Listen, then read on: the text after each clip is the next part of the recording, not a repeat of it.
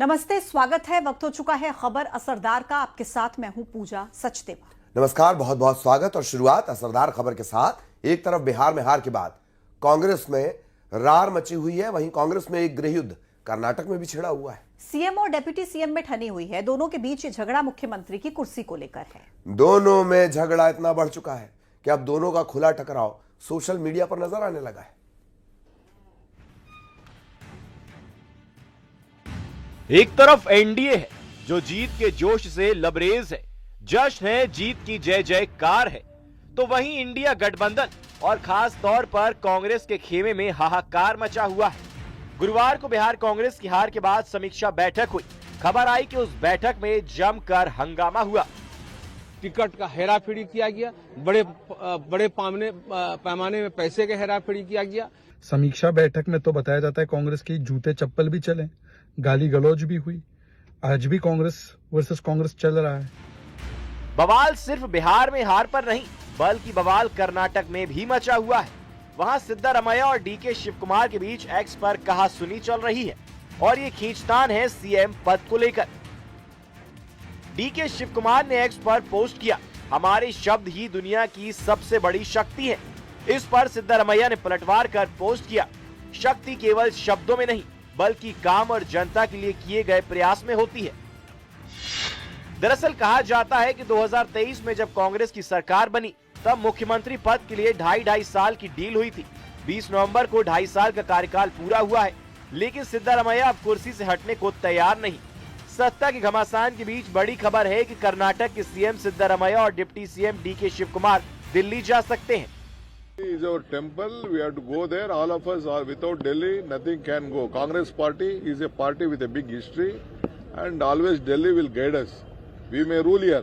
Ultimately, we have a policy contained to the whatever the policies of the Congress party and the constitution. We have to work by that. So we will go to Delhi whenever they call me and the party leaders. Faisal करना, वो government ठीक से चलना। लेकिन यहाँ पे कुछ भी ठीक से नहीं चल रहा है सर। फैक्शन बन के अपने अपने बयान रख रहे हैं। नहीं चलता है, ये डिस्टर्बेंस नहीं होना चाहिए। डिस्टर्बेंस अच्छा नहीं है, बहुत अच्छा प्रोग्राम्स दिया। इसके बारे में मेरा रिक्वेस्ट है, वो सारे 3 लोगों बैठ के इनके बुलाकर फैसल करना अच्छा होता है। उधर मल्लिकार्जुन खड़गे कह रहे हैं कि आलाकमान विवाद को सुलझा देगा। कांग्रेस बिहार में चुनाव हारी, वहां चुनाव से पहले सीटों के बंटवारे पर तलवारें खींची थी। हार के बाद भी बवाल मचा है। कर्नाटक में कांग्रेस की सरकार है, वहां कुर्सी को लेकर संघर्ष चल रहा है। ऐसे में सवाल है कि आपस में भिड़ते रहेंगे तो बीजेपी से कैसे लड़ेंगे। Bureau report, news 18।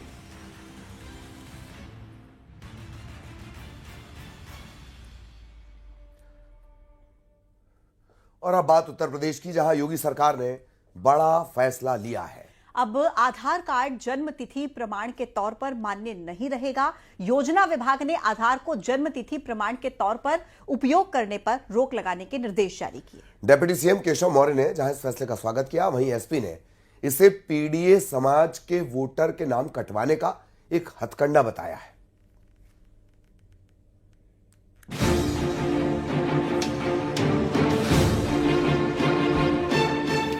योगी सरकार ने आधार कार्ड से जुड़ा बड़ा फैसला लिया है। आधार कार्ड को अब जन्म तिथि के प्रामाणिक प्रमाण के रूप में स्वीकार नहीं किया जाएगा।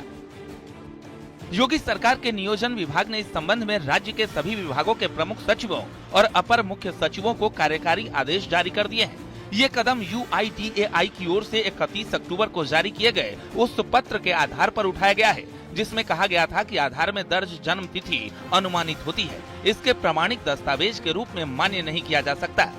डिप्टी सीएम केशव प्रसाद मौर्य का कहना है कि इस फैसले से धोखाधड़ी बंद हो जाएगी। आजम खान जैसे लोग अपने बच्चों को विधायक बनाने के लिए पैन कार्ड बदलकर उम्र घटा देते हैं। ये फैसला स्वागत योग्य है। देखिए, फ्रॉडगिरी बंद हो जाएगी ना। सबसे बड़ी बात यह है कि मोहम्मद आजम खान जैसे लोग अपने बेटे को विधायक बनाने के लिए जब पैन कार्ड बदलवा करके उम्र घटा देते हैं, तो इससे ये एक संदेश जा रहा है। अच्छा फैसला है और इसका सबको वेलकम करना चाहिए। आधार कार्ड को जन्म तिथि का प्रमाण न मानने के आदेश पर एसपी सांसद ने आरोप लगाया कि पीडीए समाज के वोटर के नाम कटवाने का सरकार का हथकंडा है।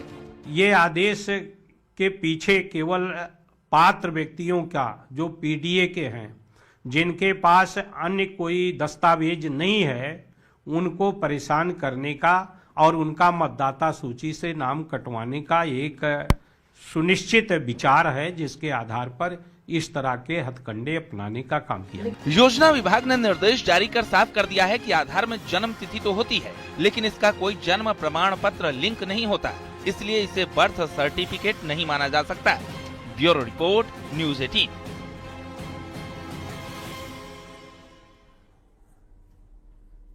आइए बात करते हैं आईएएस संतोष वर्मा की, जिनके विवादित बयान पर घमासान जारी है। एक तरफ लोगों का क्रोध है और सड़कों पर विरोध है, तो अब दूसरी तरफ बीजेपी के दिग्गज नेता और पूर्व मंत्री नरोत्तम मिश्रा ने भी अपनी नाराजगी जाहिर कर दी है। बाबा बागेश्वर के मंच से आईएएस संतोष वर्मा को नाराजगी के साथ साथ खुली चेतावनी भी दे दी है। रिपोर्ट देखिए। एक परिवार में एक व्यक्ति को आरक्षण मिलना चाहिए, जब तक कि मेरे बेटे को कोई ब्राह्मण अपनी बेटी दान नहीं करते। ओहदा बड़ा लेकिन जुबान गंदी और सोच घटिया। सरकारी नीतियों और कार्यक्रमों को लागू करना इनका काम है, सामाजिक और आर्थिक विकास को बढ़ावा देना इनका कर्तव्य है, लेकिन बेटियों को लेकर इनकी सोच इस कदर गिरी हुई निकलेगी, किसी ने सोचा भी नहीं था। ये है मध्य प्रदेश के वरिष्ठ आईएएस अधिकारी, नाम है संतोष वर्मा। आरक्षण के मुद्दे को लेकर इन आईएएस अफसर संतोष वर्मा ने बेटियों को लेकर अपनी गंदी जुबान से किस तरह जहर उगला, जरा ये दोबारा सुनिए।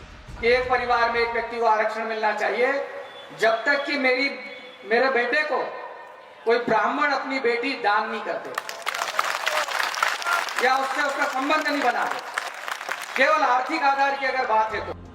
आईएएस संतोष वर्मा के ब्राह्मणों की बेटियों वाले बयान पर एमपी में बवाल मचा हुआ है। प्रदेश के अलग अलग जिलों में आईएएस संतोष वर्मा का विरोध जारी है। भोपाल में ब्राह्मण समाज के लोगों ने मंत्रालय के बाहर प्रदर्शन किया और आईएएस पर केस दर्ज कर बर्खास्त किए जाने की मांग की। वहीं अनूपपुर में सैकड़ों युवाओं ने बाइक रैली निकालकर आईएएस संतोष वर्मा का पुतला दहन किया और पुलिस को ज्ञापन सौंपते हुए आईएएस पर कड़ी कार्रवाई की मांग की। भोपाल और अनूपपुर के अलावा ग्वालियर, खंडवा और सीहोर में भी आईएएस के खिलाफ हल्ला बोला गया। आईएएस संतोष वर्मा के विवादित बयान को लेकर गुस्सा बढ़ता जा रहा है।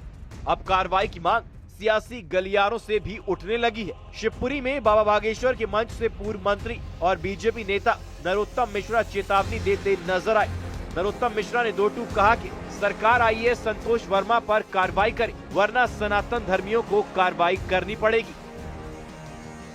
कहना चाहता हूँ ऐसी मातृशक्ति को महाराज, जब कोई उंगली उठाता है तो मन पीड़ा से भर जाता है। एक वो संतोष वर्मा नाम का अधिकारी महाराज आईएएस, उसने हमारी बेटी के लिए ऐसे शब्द कह दिए कि मन पीड़ा से भर गया। हमने तो सरकार से आह्वान भी किया महाराज कि इस पे कार्रवाई कर दो, वो कार्रवाई नहीं की तो हम सनातन वालों से कह देंगे कि आप बता दो क्या करना है, हम करेंगे।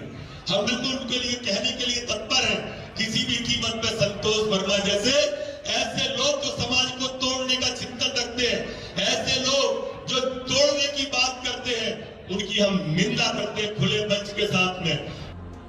नरोत्तम मिश्रा ने आईएएस संतोष वर्मा को चेतावनी दी तो सियासत भी मुखर हो गई।